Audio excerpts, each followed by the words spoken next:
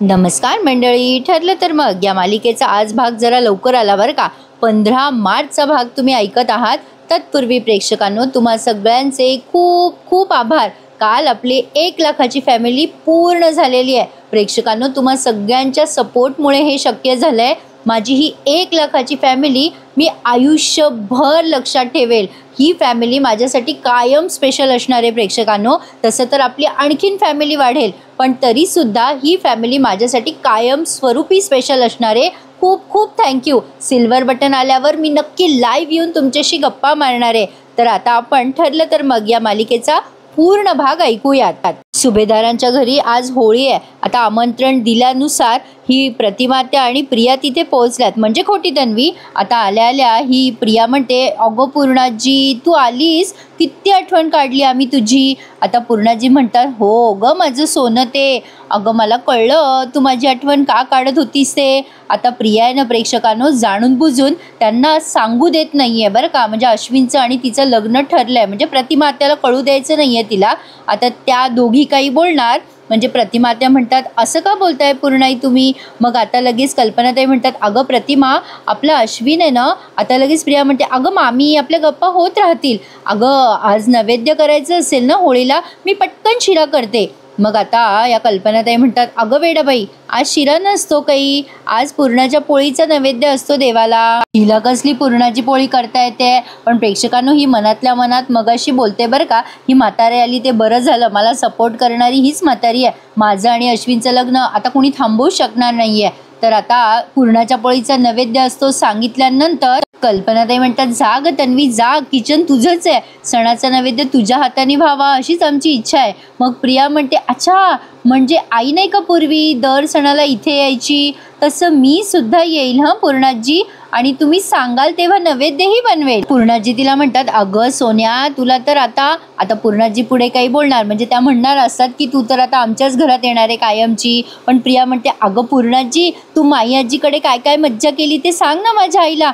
अगं आई तू गप्पा मारत बस हं पूर्णाजीशी, मी आलेच नैवेद्य करून.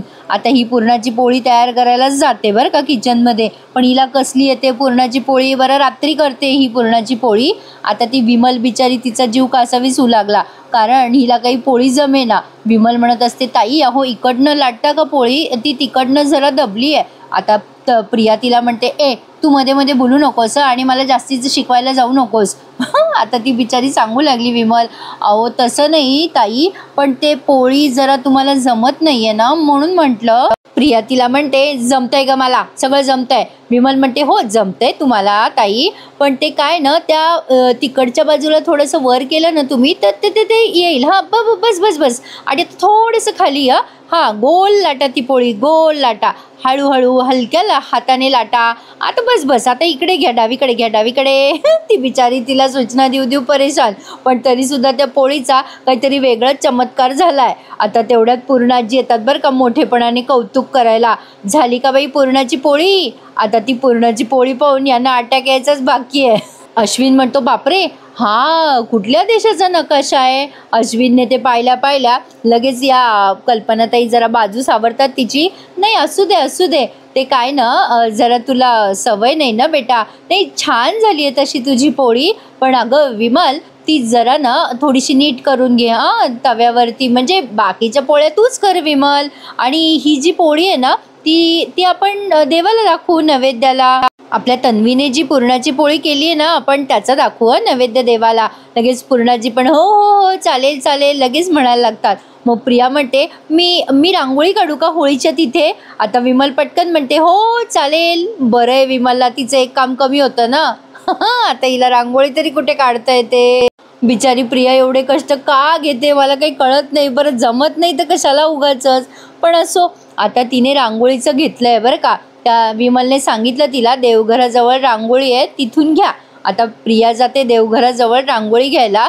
पण या प्रतिमात्याला जरा खटकतंय की ही इतकी काय पुढे पुढे करते आज. प्रतिमात्या तिच्या मागे मागे जातात आणि तिला म्हणतात, काय ग तन्वी आज जरा जास्तीच कामं करतेस तू. लगेच प्रिया त्यांनाच कुचकं बोलते बरं का. म्हणजे त्यांचं माहेर असून ही तिथे वट दाखवू लागली विनाकारण. आता त्या प्रतिमात्याने असं विचारल्यावर प्रिया म्हणते, नको करू का कामं आई. मग आता या प्रतिमा आत्या म्हणतात नाही ग, असं नाही म्हणले मी तुला, सहजच आपलं विचारलं तुला. जा हं तन्वी जा. आता प्रिया ते रांगोळीचं घेऊन जाणार. तेवढ्यात समोरून सायली आणि अर्जुन आलेत आणि ते अजूनही कालच्याच अवतारात आहेत बरं का. आता प्रतिमा त्या सायलीकडे बघते आणि सायलीला म्हणते, अगं बाई सायली, अगं हे काय घातलंयस तू? अगं बाई किती वेगळी दिसतेस तू. सायली म्हणते, ते आज ह्यांनी मला. आता लगेच प्रिया म्हणते, अर्जुनने सांगितलं आणि तू असा अवतार करून गेलीस का बाहेर? आता या प्रियाला काय गरज आहे सायलीला बोलायची, तिचा काय संबंध? पण तरी सुद्धा अर्जुन तिला बरोबर उत्तर देतो. अर्जुन म्हणतो, असा अवतार म्हणजे माझ्या बायकोने पूर्णच कपडे घातलेत ना आणि लुकिंग ब्युटिफुल माय वाईफ. अर्जुन मुद्दाम चिडवल्यासारखं म्हणतो पूर्णाजीला, हो ना पूर्णाजी. आता प्रिया म्हणते, होळीच्या दिवशी असे कपडे घालून जावं का बाहेर? मामी पूर्णाजी तुम्ही काहीच बोलल्या नाहीत ना हिला? मग लगेच पूर्णाजी म्हणतात, आमचं झालंय बोलून, काही उपयोग नाहीये बोलून. आता अश्विन म्हणतो, म्हणजे तुम्हाला याबद्दल माहिती होतं काय? पण प्रतिमा आत्या कौतुक करत म्हणतात, सायली छान दिसते ग तुला हे कपडे, तसं तुला काहीही शोभूनच दिसतं, पण हे असे वेगळे कपडे अधूनमधून घालायला काही हरकत नाहीये बघ. आता प्रतिमा आत्याने कौतुक केल्यावर बाकी कोणाची बोलायची काय हिंमत आहे या दोघांना. प्रिया प्रतिमा आत्याकडे रागाने बघत असते, पण अर्जुन म्हणतो, थँक्यू सो मच प्रतिमा आत्या. अगं तूच आहेस या घरात जे आम्हाला समजू शकते, आणि तसे आम्ही न्यूली मॅरिड कपल आहोत ना, असे कपडे घालून आम्ही कधी कधी डेटवर जाऊ शकतो नाही का. ही गोष्ट प्रतिमा आत्या तुला कळली बघ, बाकी कोणाला कळली नाही आमच्या घरात. सायली अर्जुनकडे राग बघते आणि म्हणते, आलेच मी होळीसाठी तयार होऊन. असं म्हणून आता ती वर जाते बरं का तिच्या बेडरूम मध्ये आणि अर्जुनही तिच्या पाठीपाठी चालला जातो. पण प्रिया अतिशय चॅप्टर दाखवलेली आहे त्यांनी. ती विचार करते मनात, अर्जुनने किती आग्रह केला तरी सायली डेटसाठी असे कपडे काही घालणार नाही, एवढे मॉडर्न कपडे. आज असं नेमकं काय झालं असेल, गेले कुठे असतील हे दोघं जण? प्रिया मनातल्या मनात विचार करत असते तेव्हा या पूर्णाजी म्हणतात, अगं तन्वी रांगोळी काढतेस ना? मग लगेच प्रिया म्हणते, हो हो हो काढते ना पूर्णाजी. आता मजा येते प्रेक्षकांना पुढच्या सीनमध्ये. थोडक्यात त्यांना असं सांगायचं आज की प्रिया यांना न सांगता लग्न करून येणार आहे, म्हणजे प्रतिमा आणि रविराजला न कळता ही डायरेक्ट यांच्या घरात सून म्हणून येणार आहे. तर का तर म्हणे सायली अर्जुनमध्ये खोडा घालतील म्हणून हा सगळा प्रयत्न. पण आता तिने जे काही केलंय ना पुढे ते भयंकर आहे. पुढच्या सीन मध्ये बघा, कल्पनाताई आणि या पूर्णाजी तिथे बसलेल्या असतात कोपऱ्यावर आणि ही प्रिया रांगोळी काढते. नेमकी तिने रांगोळी काढली आहे का रांगोळी पसरवली आहे हे तुम्हाला एपिसोड बघितल्यावर लक्षात येईल. पण ते अश्विनच्या लक्षात आलं ते बरं झालं. पण आता अश्विन कौतुक नाही करणार तर कोण करणार, बिचारा अडकणार आहे ना तिच्यासोबत. आता म्हणतो कसा, तन्वी छान झाली ना होळीची तयारी, पण रांगोळी जरा पसरली आहे ना ग, आज वारं जास्ती होतं ना. आता प्रिया त्याला असा जरा डिल्लाच रिस्पॉन्स देते, पण असो. आता तिने ते होळीचं सगळं घेतलंय ते तयारी करायला. तेव्हा अश्विन तिला म्हणतो, तन्वी अगं आज प्रतिमा आत्या आली आहे, आपण आपल्या दोघांच्या लग्नाबद्दल बोलूयात का आत्याशी? मी माझ्या घरच्यांशी बोललोय बघ. आता प्रियाला हे होऊ द्यायचं नाहीये. आता प्रियाने मुद्दाम तिच्या हातात असलेला दांडा तिच्या पायावर पाडलाय, जो अश्विनला कळला पण नाही तिने मुद्दाम पाडला म्हणून, आणि मोठ्याने किंचाळते, आई गो लागलं लागलं. अश्विन लगेच म्हणतो, बापरे काय झालं तन्वी काय झालं? आता सगळेच धावून येतात तिच्या जवळ, काय झालं करून.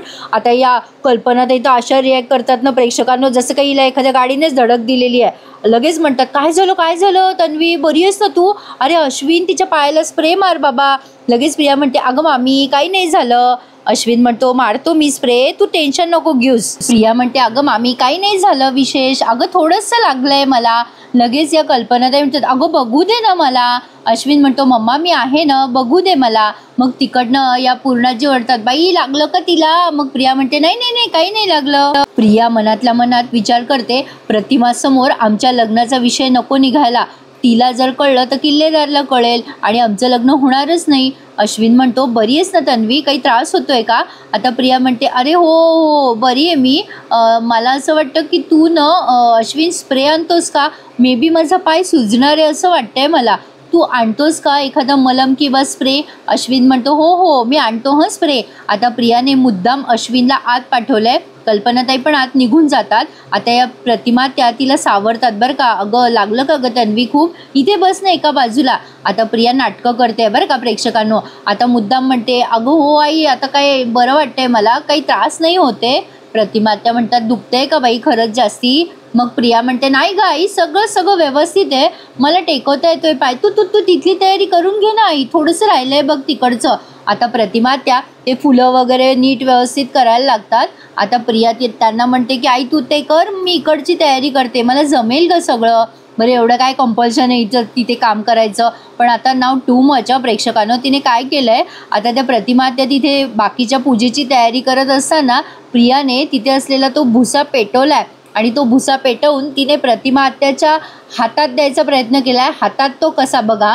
आता मुद्दाम ते पेटवते आणि म्हणते आई ए आई, अगं आपण होळी पेटूयात का. बरं किती किती विचित्र वाटला हा सीन. आता तिथे कोणीच नाही आहे, ना अश्विन आहे ना कोणी आहे, तरीही प्रतिमा त्याला होळी पेटवायसाठी सांगतेय. आता समोर कोणी नसताना असं कसं लगेच होळी पेटवतील बरं. आधी पूजा होते, काही होतं, मग होळी पेटवली जाते ना. आता आगीला बघून प्रतिमा त्याला फोबिया आहे हे आपल्याला माहितीच आहे. आता ते आग बघून ते एकदम हायपर होतात. तन्वी मागे करते, मागे कर, पण ही मोठ्याने ओरडत असते, अगं घे ना, अगं पूजा करायची होळीची आपल्याला, घे घे आई हातात घे. ती आग जी आहे ना ती तिने प्रतिमात्याच्या तोंडाकडनं केली आहे आणि तिच्या हातात मागचं टोक धरलंय आणि प्रतिमात्याला म्हणते घे घे. प्रतिमात्या अशा हायपर झालेल्या असतात. आता हा जो सीन आहे ना कमीत कमी 10 मिनिटं त्यांनी रंगवलाय. प्रिया दात ओठ खाऊन म्हणत असते आई घे घे. आता तेवढ्यात अर्जुन आणि सायली खाली येतात आणि हे सगळं दृश्य ते बघतात आणि अर्जुनलाही कळलंय की ही मुद्दाम त्रास देते प्रतिमात्याला आणि सायलीला पण. आता ते दोघे पटकन जातात प्रतिमात्याच्या जवळ. मग बाकीचे सगळेजण पळत पळत येतात, काय झालं करून. आता ही सायली प्रतिमात्याला अशी जवळ घेते बरं का. पण आता मात्र प्रियाचं भांडं उघडं पडलंय. अर्जुन तिच्यावर जोरात ओरडतो, काय चाललंय तुझं तन्वी. प्रिया म्हणते मी काय केलंय, मी आईला एवढंच म्हणत होते की एवढ्या वर्षानंतर तू आली आहे घरी तर होळीची पूजा तू कर, तर ये ना आई होळी पेटवायला ये, असं मी तिला म्हणत होते. मग आता सायली म्हणते ए प्रिया, आम्हाला सगळ्यांना माहिती आहे त्यांना आगीची भीती वाटते, तरी तो जळता पेंढा तू त्यांच्या समोर का धरलास, तुला एवढं पण कळत नाही का प्रिया. हे तिने का केलं असावं हा प्रश्न तुम्हाला पडला असेल ना, तर प्रतिमा त्याला घरी पाठवायसाठी तिने हे केलंय, म्हणजे लग्नाचा विषय निघणार नाही ना. आता अर्जुन तिला ओरडत म्हणतो आम्हाला तर त्रास देतेसच, तुझ्या आईला पण त्रास देतेस का ग तन्वी. लगेच प्रिया बारीक तोंड करून म्हणते मी असं का करेन अर्जुन, अरे काहीच्या काही काय बोलतोयस मला. पूर्णाजी अर्जुनवरच ओरडतात, अर्जुन वाटेल ते आरोप करू नकोस तिच्यावर. कल्पनाताई म्हणतात प्रतिमा ठीक आहेस ना ग तू. आता प्रतिमा त्या असं नुसतं मान हलवतात, त्या घाबरलेल्या असतात. मग सायली म्हणते तन्वी मी स्पष्ट पाहिलंय, तो जळता पेंडा घेऊन तू प्रतिमा आत्याला मुद्दाम घाबरवत होतीस. हो ना प्रतिमा आत्या, मी खरं सांगते ना. अश्विन अतिशय उद्धटपणे बोलतो. उगाच प्रतिमा आत्याच्या डोक्यात भलतं सलतं भरवू नकोस काही. सगळेजण सायलीकडे कसे बघतात बघा, जसं काही ती एखादी आतंकवादीच आहे. प्रिया कांगावा करून म्हणते आई अगं खरंच सांग मला, मी मुद्दाम केलं का, मी तुला एवढंच म्हणले ना तू पूजा कर, मी हेच म्हणाले ना आई. आता या प्रतिमा त्या इतक्या भोळसट दाखवल्या त्यांनी प्रेक्षकांना या सीन पुरत्या. त्या लगेच म्हणतात हो तू म्हणाली होतीस. प्रिया म्हणते मग उगाचच मला खोटं ठरवतायत सगळे. मग प्रतिमा त्या म्हणतात आग खूप जवळ आणलीस ना. त्यांना पुढे काही बोलताच येईना कारण ते खूप हायपर झालेले असतात प्रतिमा त्या. आग करून त्या अशा रडायला लागतात मोठ्याने. सायली म्हणते प्रतिमा त्या शांत व्हा. आता सायली त्यांना आतमध्ये नेत असते तेव्हा अश्विन येतो समोर. सायली म्हणते अश्विन भाऊजी मी नेते प्रतिमा त्याला आतमध्ये, मी त्यांच्याजवळ बसले तर त्यांना बरं वाटेल. प्रियाला येतो राग.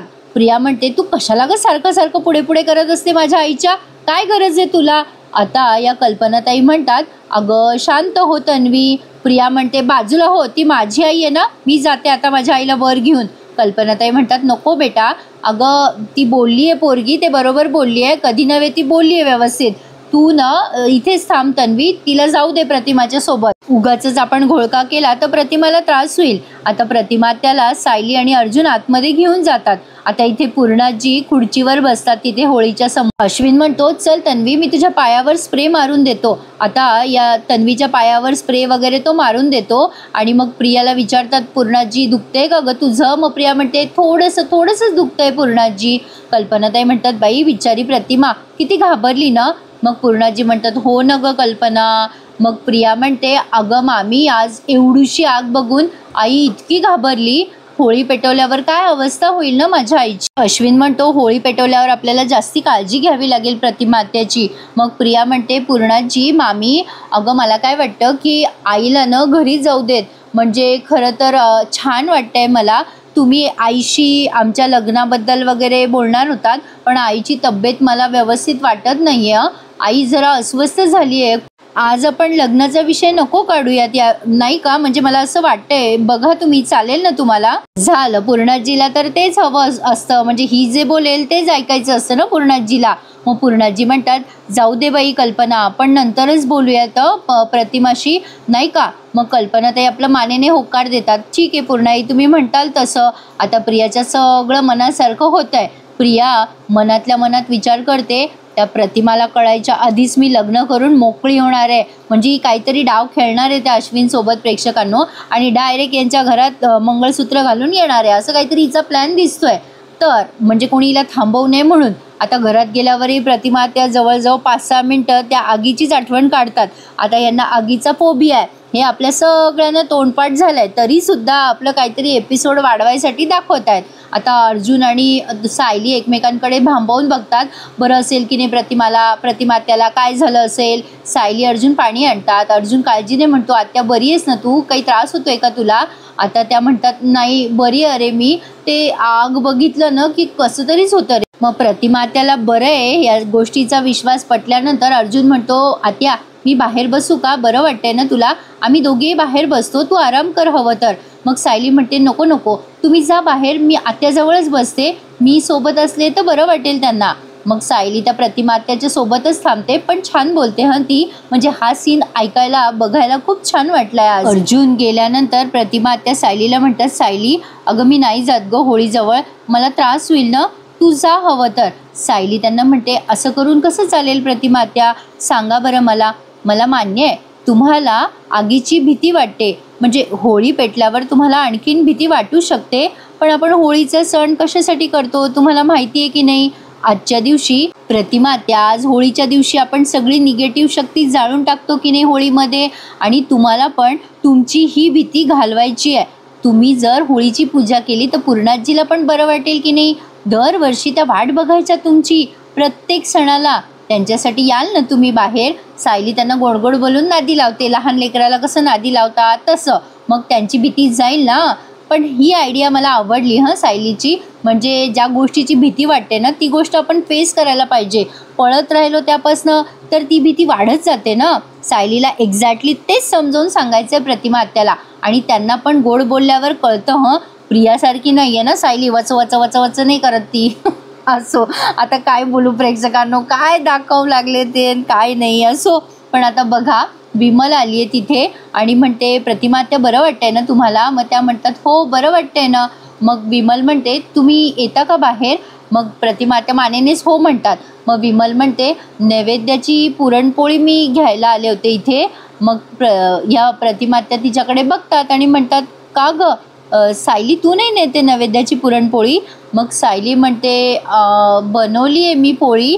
मग विमल म्हणते बनवली आहे सायलीताईंनी सुद्धा पुरणपोळी, आणि त्यांची खूप इच्छा आहे की नैवेद्य दाखवावा त्यांच्या हातच्या पुरणाच्या पोळीचा, पण घरात त्यांची इच्छा कोण पूर्ण करणार आहे? त्यांची इच्छा खूप आहे. पण आता विमलने असं सांगितल्यानंतर प्रतिमात्या म्हणतात, का गं तू दाखव ना मग पुरणाच्या पोळीचं नैवेद्य. सायली म्हणते, नको प्रतिमात्या, उगी माझ्यामुळे घरात सणासुदीला वाद नको. मग प्रतिमात्या म्हणतात, ठीक आहे मी नेते तू केलेली पुरणाची पोळी, माझ्याकडे दे. मग सायली म्हणते, पण आत्या हो. प्रतिमात्या म्हणतात, अगं बेटा तू माझ्यासाठी एवढं करतेस तर तुझ्यासाठी मी ही छोटीशी गोष्ट नाही करू शकणार का? आणि प्रतिमात्या तिच्या गालावरनं हात फिरवतात. मग सायली म्हणते, बरं होईल, त्या निमित्ताने तुम्ही होळीची पूजा करायला याल ना प्रतिमात्या. मग आता या तिघी मायलेकी म्हणजे दोघी जणी बाहेर आलेत, अर्जुन, सायली आणि प्रतिमात्या. प्रतिमात्याने नैवेद्याची सायलीने बनवलेली पुरणाची पोळी आणली आहे होळीच्या नैवेद्याला. आता तिथे सगळं पूजा वगैरे सुरू असताना प्रतिमात्या म्हणतात, काय गं कल्पना, मी नैवेद्य दाखवला होळीचा तर चालेल का? मग कल्पनाताई म्हणतात, चालेल ना प्रतिमा, अगं आजचा नैवेद्य घरच्या लेकी सुनानेच बनवायचा असतो. आता या प्रतिमात्याने पुरणाची पोळी आणली आहे बरं का तिथे विमलच्या हाताने. मग लगेच ही प्रिया म्हणते, आई तू कधी पुरणाची पोळी केलीस गं?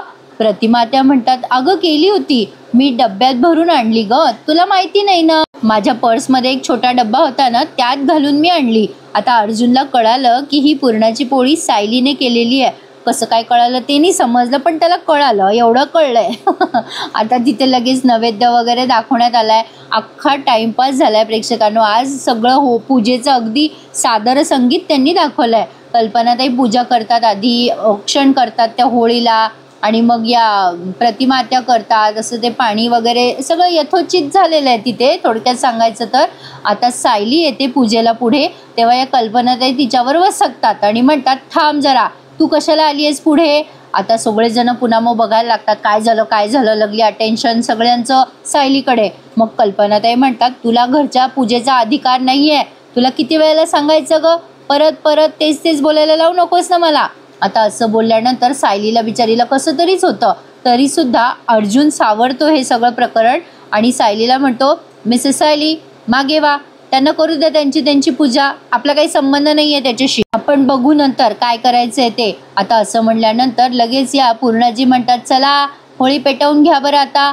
मग अर्जुन पटकन पुढे येतो बरं का ती होळी पेटवण्यासाठी. पण पूर्णाजी चक्क अर्जुनचा अपमान करत म्हणतात, अश्विन चल पेटव बरं तू होळी. खरं तर मोठ्या मुलाचा मान आहे, पण आता या दोघांनाही बायकॉट केलेलं आहे ना फॅमिलीमधनं, त्यामुळे आता ते जसं वागवतील तसं हे बिचारे ऐकून घेतात.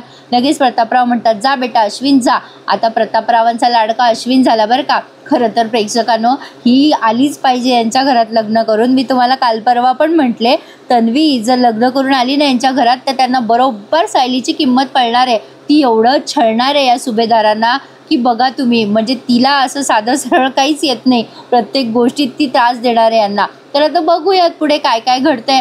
तर आता अश्विनने तिथे होळी प्रज्वलित केली आहे आणि आता सगळं ते प्रियाने पण मग तिथे हळदी कुंकू वगैरे वाहिलंय. मग अर्जुन सायली बिचारे लांबूनच नमस्कार करतात, पण अर्जुनला ही गोष्ट खटकलेली आहे हे त्याच्या चेहऱ्यावरनं जाणवत आहे. तो जरा रागात आहे, पण ठीक आहे. तरीसुद्धा सगळा राग विसरून होळी पेटवल्यानंतर तो सायलीकडे बघून असं स्माईल करतो. मग सायली प्रतिमात्याजवळ येते. प्रतिमात्याला भीती वाटत असते त्या आगीची पुन्हा, पण सायली त्यांच्या खांद्यावर असा हात ठेवते आपुलकीने आणि म्हणते, प्रतिमात्या घाबरू नका हं. मग कल्पनाताईंनी नैवेद्य वगैरे टाकलाय वाटतं तिथे, म्हणजे ते आगीमध्ये टाकतात ना, जळत्या आगीमध्ये, आणि तिथे पुन्हा पाणी वगैरे असं टाकून प्रदक्षिणा मारल्यात. बरंच काय काय दाखवलं बाबा त्यांनी. आज टीव्हीवर बघा तुम्ही, छान वाटेल तुम्हाला बघायला. आता प्रतिमात्याचा टर्न असतो पुन्हा नमस्कार करायचा. मग त्या म्हणतात, चल ना सायली तू माझ्यासोबत. मग सायली असं त्यांना हळूहळू हात धरून नेते होळीजवळ. आता ते जास्ती पेटलेलं असतं ना, त्यामुळे त्यांना भीती वाटत असते. मग सायली त्यांच्या हातात नारळ आणि एक पुरणाच्या पोळीचा तुकडा देते आणि त्यामध्ये असं सांगते ठेवायला होळीमध्ये, आणि मग प्रतिमा त्या अशा घाबरत घाबरत ते ठेवतात. आता हा सीन त्यांनी इतका रंगवलाय की तुम्हाला काय सांगू. तर आता आजच्या एपिसोडचं शेवटचं सीन तुम्ही बघत आहात. आता सयाजीराव आणि ऐश्वर्याचं बोलणं दाखवलंय. आता ते आपल्या मालिकेसाठी महत्त्वाचं आहे. आता ऐश्वर्या फोन करून विचारते, डॅडा तुला काल मी त्या म्हाताऱ्याचा फोटो पाठवला होता, तू बघितलं का, कोण आहे तो माणूस, काय आहे, चौकशी केली का कुठे. सयाजीराव म्हणतात, अरे आयशू मला वेळ नाही मिळाला ग. ऐश्वर्या म्हणते, तू फोटो तरी बघितलास का त्या माणसाचा. मग सयाजीराव ऐश्वर्याशी बोलता बोलता फोटो बघतो आणि त्याच्या लक्षात येतं की हा फोटो तोच आहे मधुभाऊंचा, मैपत ज्या माणसाला शोधतोय तोच हा माणूस आहे. आता ऐश्वर्याचं पुढे बोलणं न ऐकता सयाजीराव म्हणतो, आयशू मी तुला नंतर फोन करतो. असं म्हणून सयाजीरावाने फोन कट केलाय. तो फोटो पुन्हा एकदा पाहिलाय आणि डायरेक्ट मैपतला कॉल लावलाय. आता फोन लावल्या लावल्या मैपत तिकडनं म्हणतो, सया आता पुन्हा आज पार्टीला बोलवू नको रे बाबा, आता काय मला पार्टी बिर्टी झेपायची नाही. आता त्यावर सयाजीराव म्हणतो, अरे मैपत मी तुला पार्टीसाठी नाही बोलवते बाबा. अरे बाबा मैपत, पार्टी नाही ठरवते मी. अरे तुला अशी खबर देणार आहे ना मी, की ती खबर ऐकल्यानंतर तू जंगी पार्टी देशील बघ. आता मैपत म्हणतो, काय सांगतोय सया. मग सयाजीराव म्हणतात, अरे तुझ्या फोटो पाहिला होता ना मी त्या म्हाताऱ्याचा तुझ्याकडे, तो म्हातारा कुठे आहे ते कळलंय मला. तू सांगितलं होतंस ना तोच म्हातारा, त्या म्हाताऱ्याचा पत्ता कळलाय मला. मैपत आता उठून उभा राहतो आणि म्हणतो, काय सांगतोयस काय, तुला मधुकर पाटलाचा पत्ता कळलाय. तो मधुकर पाटील कुठे तुला माहिती आहे सया. मग सयाजीराव म्हणतो, होय मला माहिती आहे. मग आता मैपत म्हणतो, सांग की रे लवकर.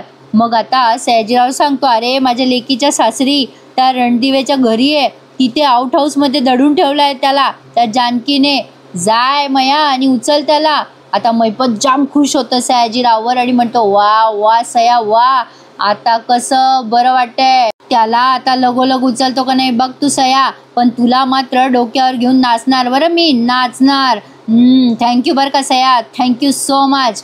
आता बघच तू. आता असं म्हणून त्याने फोन कट केला आणि आता मैपत लागला त्याच्या पुढच्या कामाला. आणि आता मैपत आता किडनॅप करतो बरं का या आपल्या मधुकर पाटलांना. पण प्रेक्षकांनो, सिस्टीम नावाची काही गोष्ट आहे ना, एवढंच जर मधुभाऊंच्या जीवाला धोका आहे तर पोलीस प्रोटेक्शन द्यायचं ना त्यांना. आणि इतकं त्यांना लपून छपून ठेवायची काय गरज होती? काही गोष्टी ना खूप खटकल्यात. म्हणजे ज्या मेन गोष्टी होत्या ना, ज्या हायलाईट होत आहेत त्या गोष्टी खरंच खूप खटकल्यात या महासंगममध्ये. आणि कळत नाही आहे कशासाठी केला आहे हा महासंगम. असं खूपच कन्फ्युजन झालं ना प्रेक्षकांनो. पण पुढच्या भागामध्ये आपल्याला दिसणार आहे तो थरार. आता मधुभाऊंची किडनॅपिंग होते, सायली, जानकी आणि अर्जुन सगळे वाचवतात आणि ऋषिकेश पण येतो तिथे वाचवायला. पण या सगळ्यामध्ये त्या जानकीला गोळी, पण त्या जानकीचे नाणं सापडतात की नाही ते काही समजले नाहीये बरं का. आता बघूयात पुढे काय काय घडणार आहे. तर आता उद्या खूप मोठी महायुती आहे या तिघांची. तर बघूयात पुढच्या भागात काय काय घडतंय ते.